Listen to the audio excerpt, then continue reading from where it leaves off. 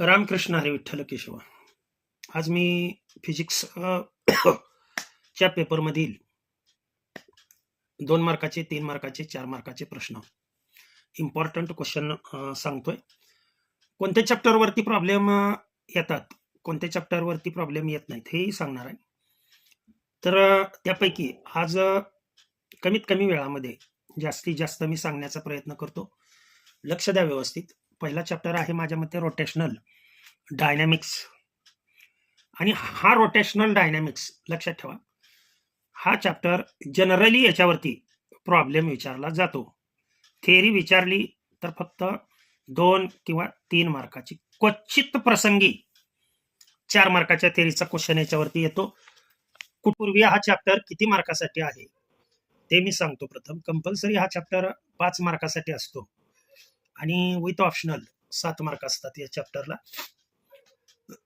50-50% generally या चॅप्टरवरती विचारलं जातं, म्हणजे प्रॉब्लेमसाठी हा चॅप्टर महत्वाचा आहे.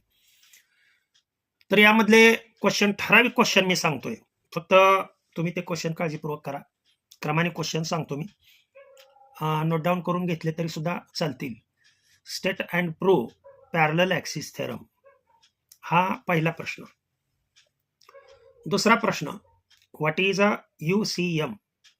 derive the relation between linear velocity and angular velocity, किंवा show that V bar is equal to omega bar cross R bar relation, असा क्वेश्चन येऊ शकेल. Distinguish between centripetal and centrifugal force. पुढे बँकिंग ऑफ रोड ची जी figure आहे लक्षात ठेवा, ती फिगर अतिशय महत्वाची. स्केच लेबल विथ कंपोनंट्स, ती फिगर करून ठेवायची. त्यानंतर पुढे याच चॅप्टरमध्ये define moment of inertia, radius of gyration, state its units किंवा गिव्ह द फिजिकल सिग्निफिकन्स. आणि अतिशय महत्वाचा क्वेश्चन या चॅप्टर मधला, derive an expression for moment of inertia of a rigid body, rotating kinetic energy of, derive an expression for kinetic energy of rotating body, हा प्रश्न विचारला जातो. आता प्रॉब्लेम कोणते येणार आहेत त्याचा पान नंबर सह मी सांगतो, ते पुढच्या भागामध्ये. आता चॅप्टर दुसरा माझ्या मते मेकॅनिकल प्रॉपर्टीज ऑफ फ्लुइड्स असा चॅप्टर आहे. या चॅप्टर ही 5 किंवा 7 मार्कासाठी आहे. यातले महत्वाचे क्वेश्चन कोणते कोणते आहेत ते पहा. पहिला question, on the basis of molecular theory explain the phenomenon of surface tension. अतिशय महत्वाचा क्वेश्चन आहे यावर्षी. दुसरा क्वेश्चन आहे याच्यामधीलच दुसऱ्या, an expression for terminal velocity of a spherical object falling under gravity through a viscous liquid. 3 किंवा 4 मार्काला हा प्रश्न यामधील विचारला जातो. दुसरे क्वेश्चन 1 मार्क, 2 मार्कला असे येतात. What is a capillarity, state its uses, किंवा define angle of contact when it is acute and acute, किंवा याच्यामध्येच पुढे म्हटलं तर derive an expression for rise in a liquid level, that is a height, आलं का लक्षात, in a capillary tube experiment. हा question अतिशय महत्वाचा आहे. आता अँगल ऑफ कॉन्टॅक्ट हा जर क्वेश्चन तुम्हाला 3 मार्कासाठी विचारला तर स्टेट इट्स कॅरेक्टरिस्टिक्स, हे स्पेशली 2 मार्काला आणि डेफिनेशनला 1 मार्क, अशा पद्धतीनं 3 मार्काला हा क्वेश्चन विचारला जातो. हा झाला चॅप्टर दुसरा. आता चॅप्टर तिसरा आहे कायनेटिक थेरीज ऑफ गॅसेस आणि रेडिएशन. तर सेम मार्किंग आहे याच्यामध्ये. कंपल्सरी 5 मार्क आहेत, विथ ऑप्शनल 7 मार्क आहेत, मग यामध्ये ग्राफ विचारला जाईल याच्यामध्ये, नाहीतर फिगर विचारली जाते. There is a perfectly black body किंवा energy distribution of a black body in terms of wavelength, त्याची स्पेक्ट्रमची डायग्राम आहे पहा, असे कर्व काढून दिलेले, तो डायग्राम विचारला जाईल. दुसरा महत्वाचा क्वेश्चन आहे याच्यामध्ये, 4 मार्काचा क्वेश्चन या चॅप्टर मधून एक्सपेक्टेड असतो. Derive an expression for pressure exerted by gas on the walls of a P is equal to 1/3 rho into c square. हा फॉर्म्युला 4 मार्काला, नाहीतर Mayer's relation CP minus CV is equal to R किंवा R/J हे विचारलं जातं.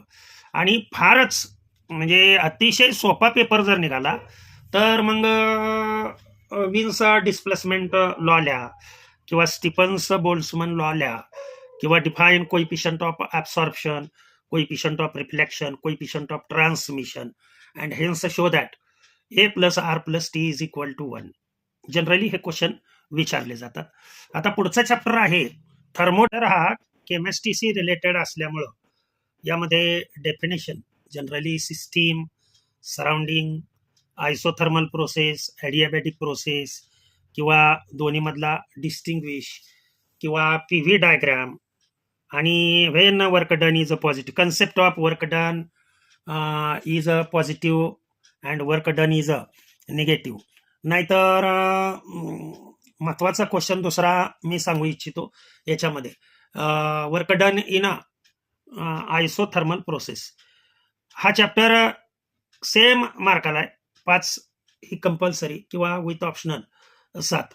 परंतु chapter हा केमिस्ट्रीशी related असल्यामुळं ह्या चॅप्टरमधलं आत्ताचे जे सांगितलेले कन्सेप्ट आहेत ते कन्सेप्ट जर तुम्ही केले तर तुम्हाला याच्यामधली सोपे कन्सेप्ट आहेत. इंटरनल एनर्जीचा एक कन्सेप्ट आहे आणि प्रोसेसचे कन्सेप्ट आहेत, ते फक्त कन्सेप्टवरती क्वेश्चन येतात.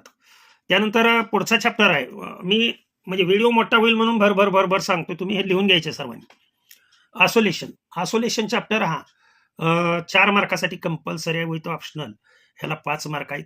जनरली ह्या चॅप्टरवरचे प्रॉब्लेम येतात आणि जर थेरॉटिकल विचारायचं म्हटलं तर 4 मार्काला मग composition of 2 SHM, x1 is equal to A1 sine ω_t plus α1 आणि x2 इज इक्वल, ह्याच्या कॉम्बिनेशन पासून analytically discuss amplitude, resultant amplitude असेल किंवा रिझल्टंट फेज असेल, हा क्वेश्चन अतिशय महत्वाचा आहे याच्यामध्ये.